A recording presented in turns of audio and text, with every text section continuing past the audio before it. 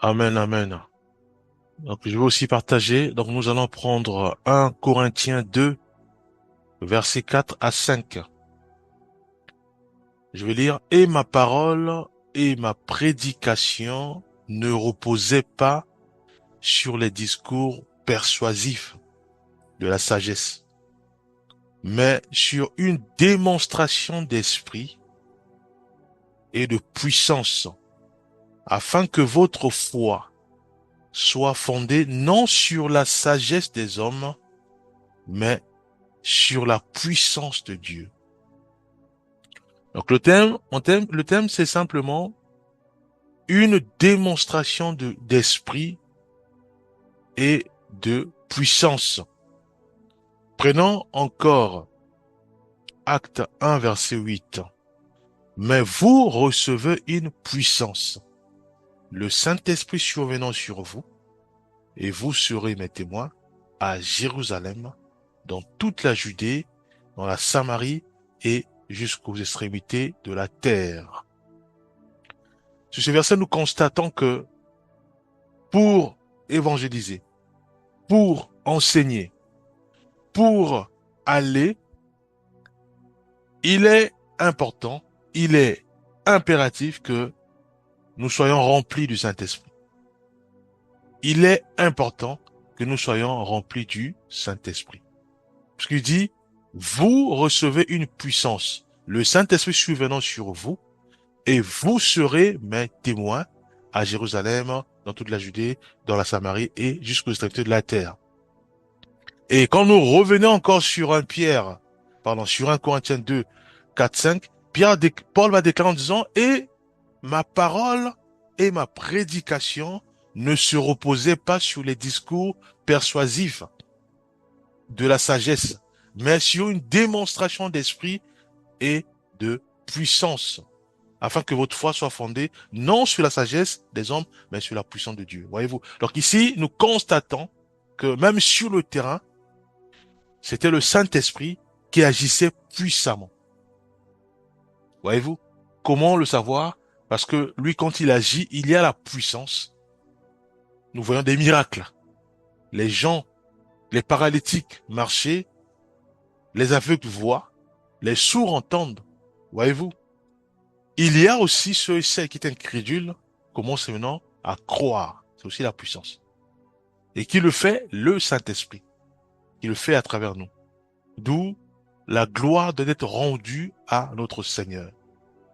Voyez-vous? Alors si nous aujourd'hui, nous constatons que dans notre ministère, donc je parle beaucoup à nos bien-aimés, ceux qui évangélisent, ceux qui parlent du Seigneur, si nous constatons que nous sommes toujours dans ces discours persuasifs de la sagesse, sans pourtant qu'il y ait des démonstrations du Saint-Esprit, donc de la puissance et d'esprit, à ce moment-là, il y a un souci.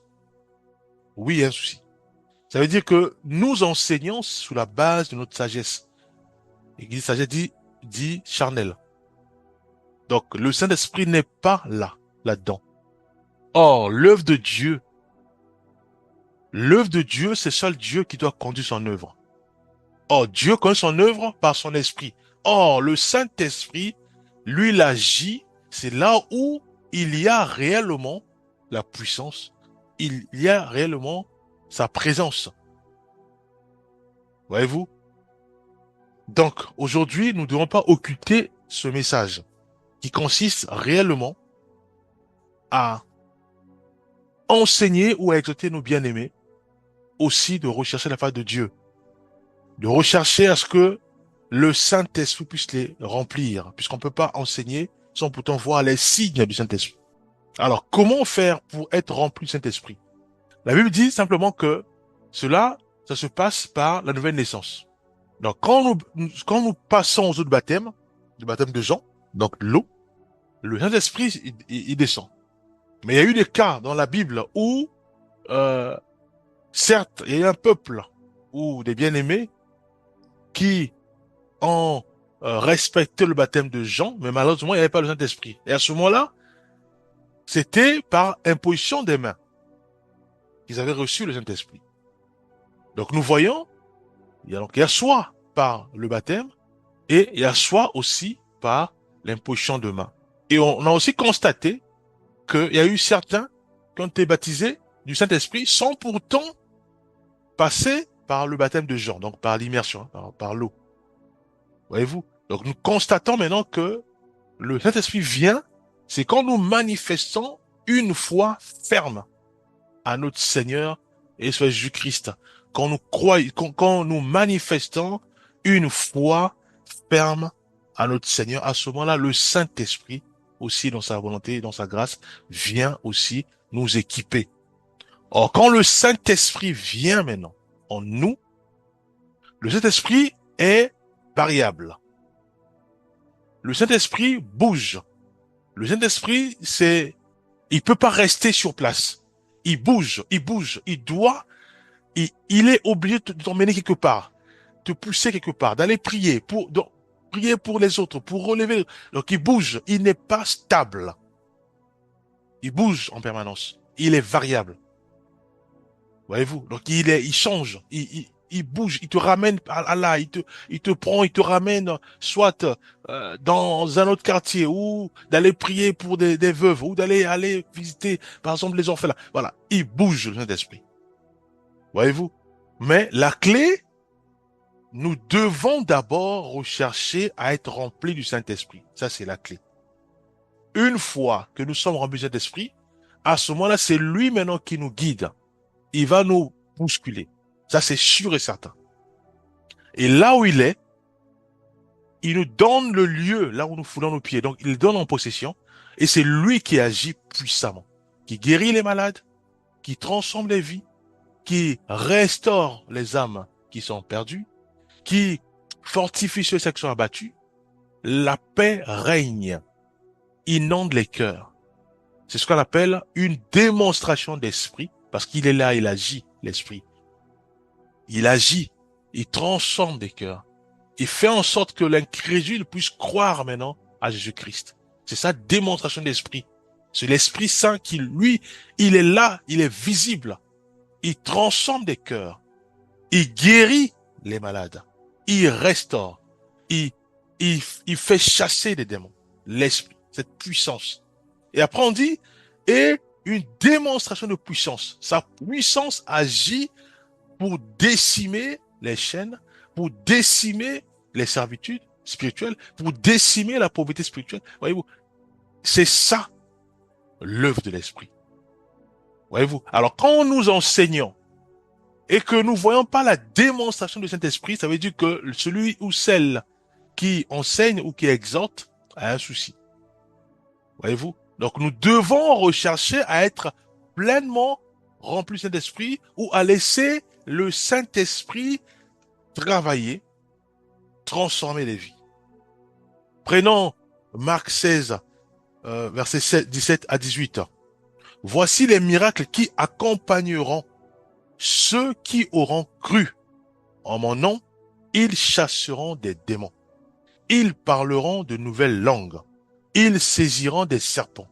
S'ils boivent quelques breuvages mortels, il ne leur fera point de mal. Ils imposeront les mains aux malades et les malades seront guéris. Ça, c'est une parole qui s'accomplit toujours dans la vie de ceux et celles qui ont cru à notre Seigneur et Jésus-Christ. Pourquoi? Parce que le Saint-Esprit va inonder nos vies et ce sont des signes qui montrent réellement que ce frère, cette sœur est rempli du Saint-Esprit, est coordonné par le Saint-Esprit. C'est quand il y a une démonstration d'esprit là où il se trouve, là où il est, et une démonstration de puissance du Saint-Esprit, bien sûr, pas de l'homme, mais du Saint-Esprit. Quand nous prenons des poisons parce que les gens ils veulent nous faire du mal, là, Dieu dit que il y aura pas la mort. Voyez-vous? Pourquoi? Parce que il y a la plénitude du Saint-Esprit dans nos vies et cette puissance du Saint-Esprit se manifeste puissamment dans nos vies. C'est pas nous, c'est le Saint-Esprit qui agit, simplement. Voyez-vous? Donc la clé, c'est le Saint-Esprit.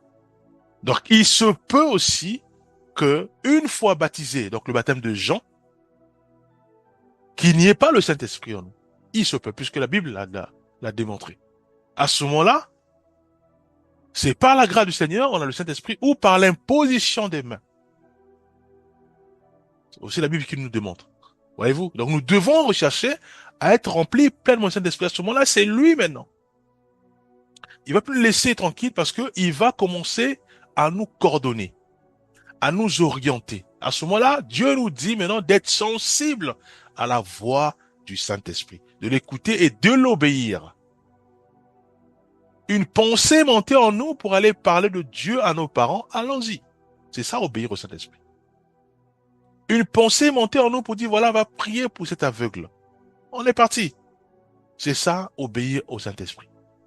Voyez-vous, à ce moment-là, est-ce que c'est moi qui va guérir l'aveugle? Est-ce que c'est moi qui va guérir le paralytique? Non.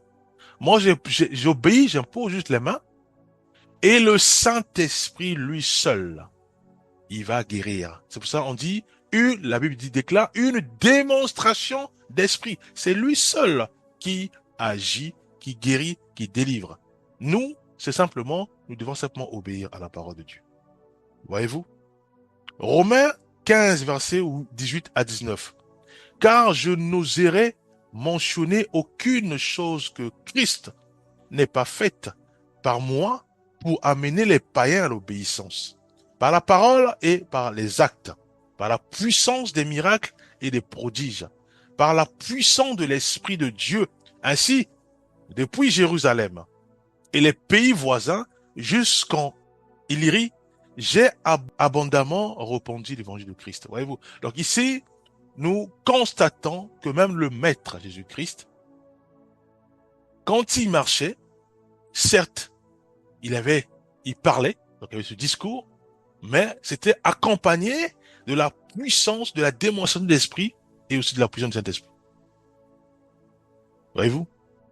Alors si nous sommes simplement casés dans l'enseignement, ou enfin nous crions,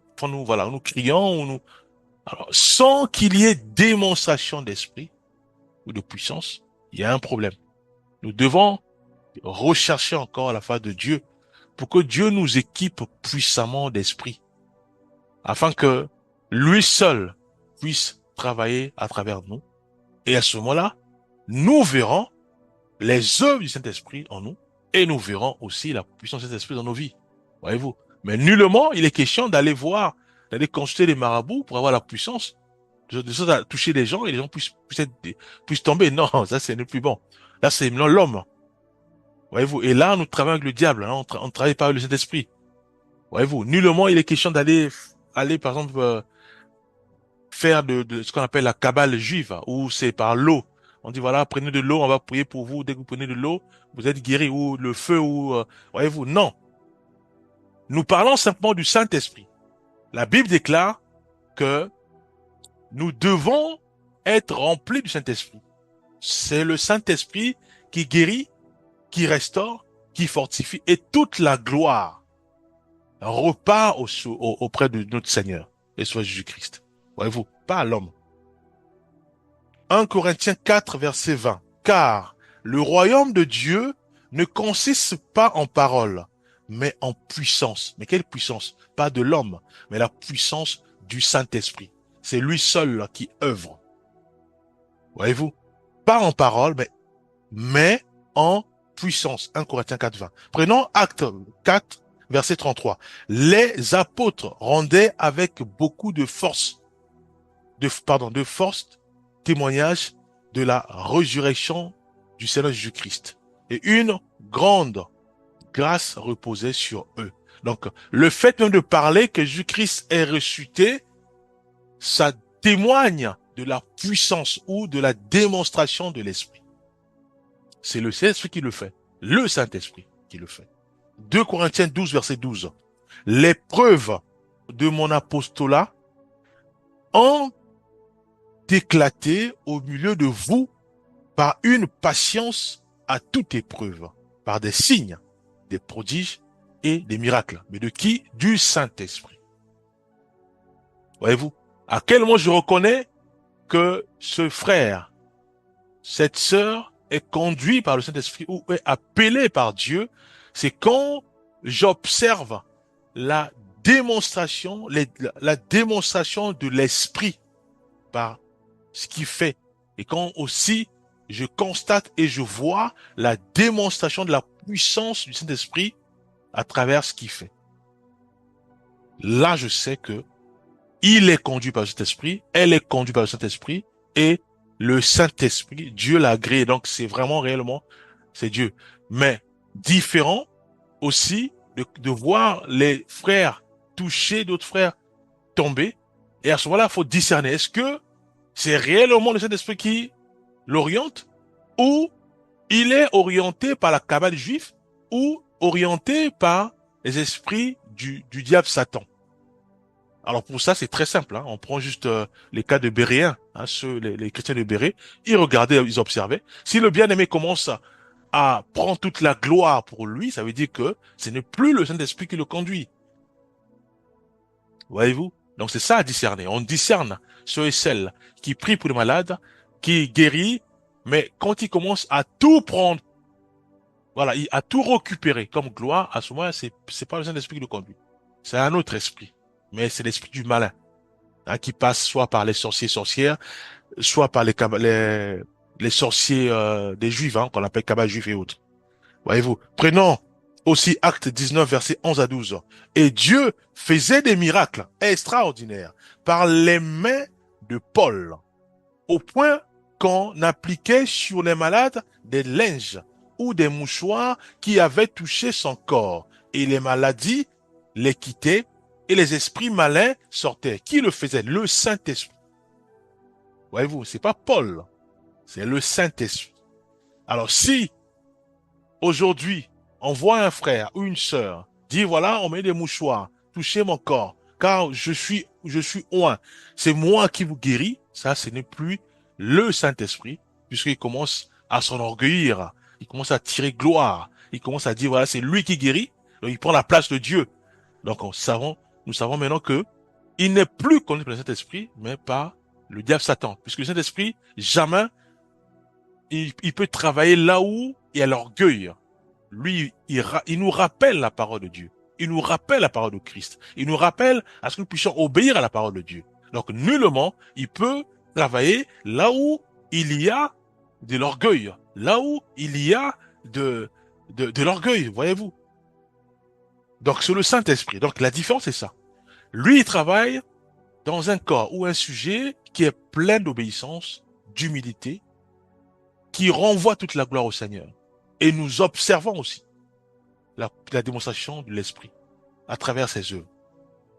Mais il faut qu'il y ait ça. S'il n'y a pas ça, ça veut dire qu'il y a un souci. Nous devons rechercher réellement à ce que le Saint-Esprit nous imbibe et que lui seul puisse travailler quand nous foulons nos pieds, soit en Inde, en Chine, en Indonésie, en Philippines et autres. Lui seul puisse commencer à agir, puisse toucher, puisse répondre que venez écouter la parole de Dieu à travers mon oint, à travers ma servante, à travers mon serviteur. On va être surpris, on se retrouve par exemple sur l'île, par exemple, de Fiji, et on commence à voir des gens arriver pour dire, voilà, j'ai rêvé ou j'ai entendu la voix me disant, voilà, viens à tel endroit, j'ai envoyé mon serviteur, il va vous parler. Voyez-vous? C'est ça le Saint-Esprit. C'est ça la démonstration de l'Esprit. Donc c'est lui, il est là. Donc on voit qu'il travaille. Et subitement, on se retrouve avec plus de 10 000 personnes. Maintenant, tu es là maintenant à parler du Seigneur. Mais qui a fait cela? C'est le Saint-Esprit qui a envoyé le peuple. Voyez-vous? 1 Thessaloniciens 1 verset 5. Notre évangile ne vous ayant pas été prêché en parole seulement, mais avec puissance, avec l'Esprit Saint et avec une pleine persuasion, car vous n'ignorez pas que nous nous sommes montrés ainsi parmi vous à cause de vous. Hébreux 2, 4. Dieu, appuyant leur témoignage par des signes, par des prodiges et divers miracles, et par les dons du Saint-Esprit repartis selon sa volonté. Matthieu 10, versets 4 à 8, on n'a plus le temps. Allez, prêchez et dites, le royaume des cieux est proche. Guérissez les malades, ressuscitez les morts, purifiez les lépreux, chassez les démons. Vous avez reçu gratuitement, donnez gratuitement. L'Esprit Saint, bien aimé, qui fait tout ça. Voyez-vous? C'est l'Esprit qui fait tout ça. Donc nous devons réaliser ceci, que nous ne devons pas occulter l'enseignement sur la démonstration d'esprit et de la puissance du Saint-Esprit. On ne peut pas l'occulter. Par contre, nous, ce qu'on peut faire, on peut faire parler de ça et aussi nuancer en disant que il y a réellement le Saint-Esprit qui travaille, il y a aussi réellement le diable qui travaille, par les signes aussi et les prodiges selon les esprits du malin. Mais nous devons, pour les distinguer, c'est à travers la Bible, en prenant l'exemple des Béréens, et aussi par la prière, en disant Seigneur, révèle-moi l'état d'âme de mon pasteur. Est-ce qu'il est conduit réellement par toi ou par l'esprit malin? Dieu parle, voyez-vous. Mais si nous prêchons et qu'il n'y a pas la démonstration d'esprit, il y a un problème, bien aimé. Nous devons revenir au pied du maître en disant Seigneur, je suis seul, je prêche charnellement, selon la sagesse des hommes, mais je veux absolument être conduit par le Saint-Esprit. Lui seul puisse m'orienter. Voyez-vous, c'est ce que nous devons faire. Prions. Père, nous remettons ta main à nos vies. Fais grâce. Fais grâce au Éternel des armées. Que nous puissions nous laisser balloter par ton Esprit Saint. Nous voulons être conduits par le Saint-Esprit, Père. Lui seul nous guide, nous oriente. Équipe-nous, Père, de ton Esprit Saint. Fais cela en chacun de nous. Au nom puissant de Jésus-Christ, nous avons ainsi prié. Amen.